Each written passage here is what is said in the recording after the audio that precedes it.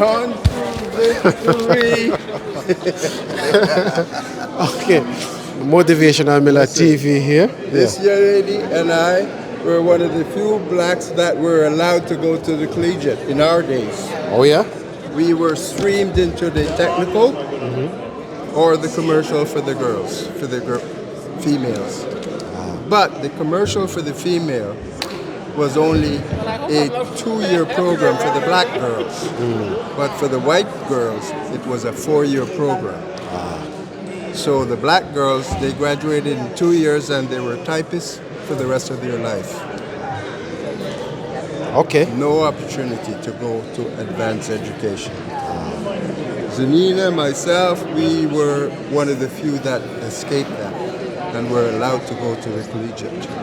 So we could go on and further our education. Yeah. Streaming still exists now. It's only recently they're talking about getting rid of the way certain groups of people were streamed into an education program where they could not advance. Okay? Now, you're asking me what does emancipation... Yes, tell me what's your name and what you do, and then what's the meaning of emancipation. I'm Dr. Bygrave, Maurice Bygrave. I'm a practicing dentist. I've been practicing in the West Side Mall since 1966.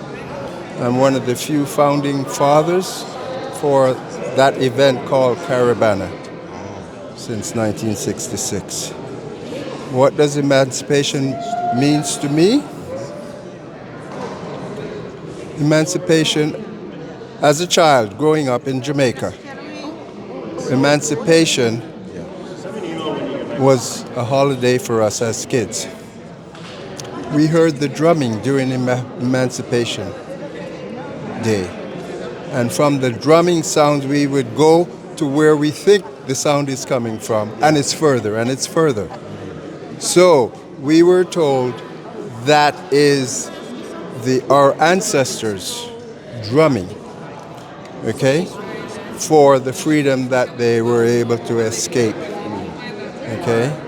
And that's what emancipation means to me.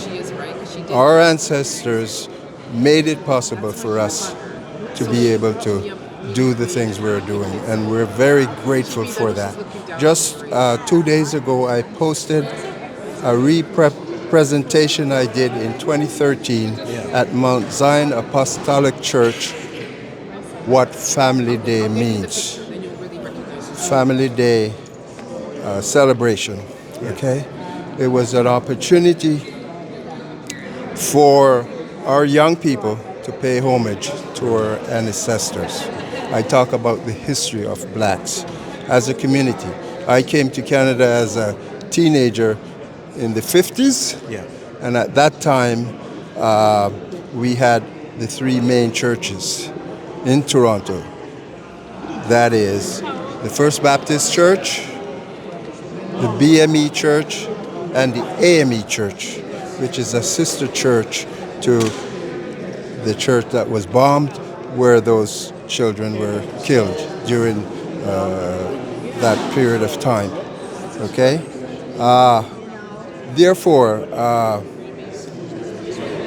I encourage our young people to be like the Buffalo Soldiers. I told them about the history of the Buffalo Soldiers, how they distinguished themselves and was able to forge the expansion of the United States in the West. They were very brave soldiers. I explained to the young people why the Native Americans referred to them as Buffalo Soldiers, because their hair was woolly like the buffalo, but they also recognized the braveness in our soldiers. So I posted that whole presentation on YouTube, okay? And I likened that because over the last 50 years I've been a mentor to young people who wanted to get into the profession that I have. No, we come a long way as black people. That's right. And we are here now today. How far are we as a people now to come together, and what more can we do as a people to come together and support one another? That's very difficult because I recognize that as early as 1966 when as part of the committee we brought all the island peoples together to form this event called Caravana. And it was very successful, still is. However, the aims and the goals that we had at that time have not come to any fruition. And what is that aim? Because we see ourselves as not united. Marcus Garvey told us that. Malcolm X told us that. Martin Luther King told us that. To me, the biggest strive that was made was when Martin Luther King and Malcolm X, coming from different perspectives, different directions, decided to shake hands. Yeah. And that was the moment when they were separated. Yeah. Okay? So, united, we stand, divided, we fall. And most of our people from our generation, and I hope not for future generation, that we can recognize a need for solidarity. I see it in other ethnic groups. I don't see it in my. We have a saying said that the system set up roadblock for us not to come together, and everyone know that. Yeah. Can we deviate from that, what the system set up for us? And because we try everything and nothing else work except come together as a unit. Well, I think this is going to take place, and it's starting from the motherland. If you look at all the various African countries that are now recognizing the fact that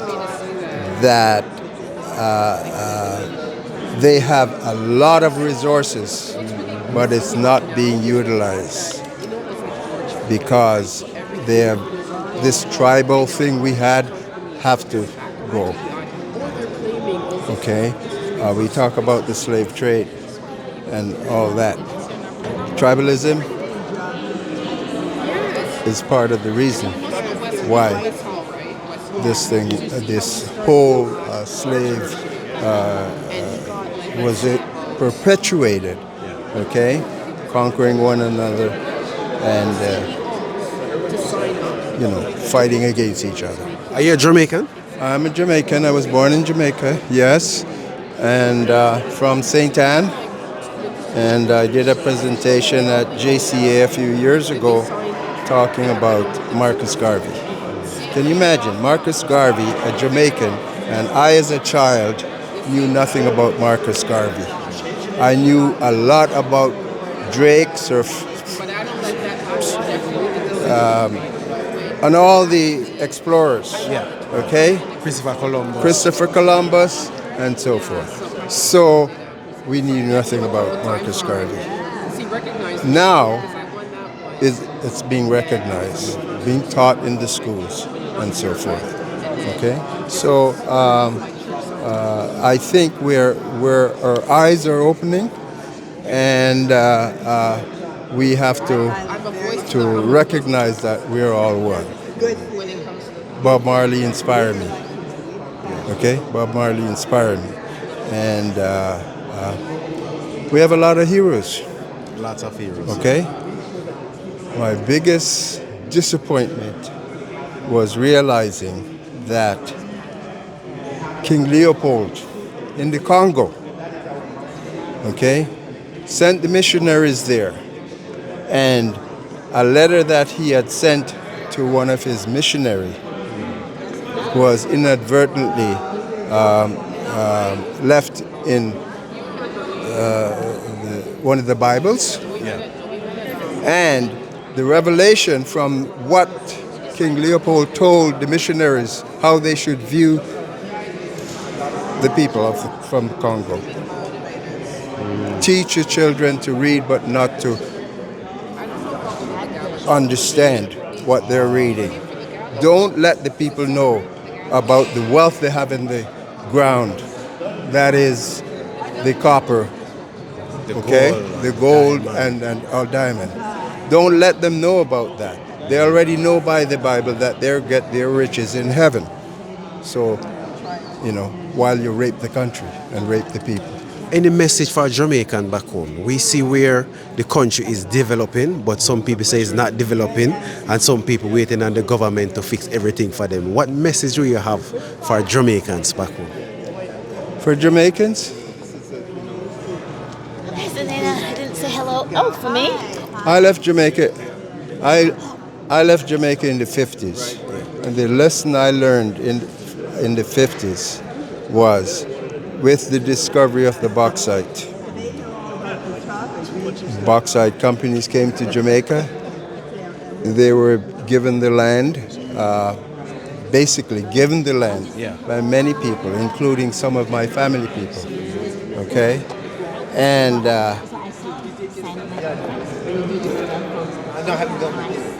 why did the government not made an arrangement so that our people could benefit from that? Okay, so the resources were taken out, they were shipped to North America and come back as aluminum.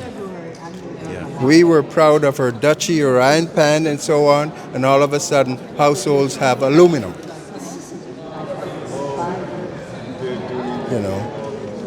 Why do we produce the sugar?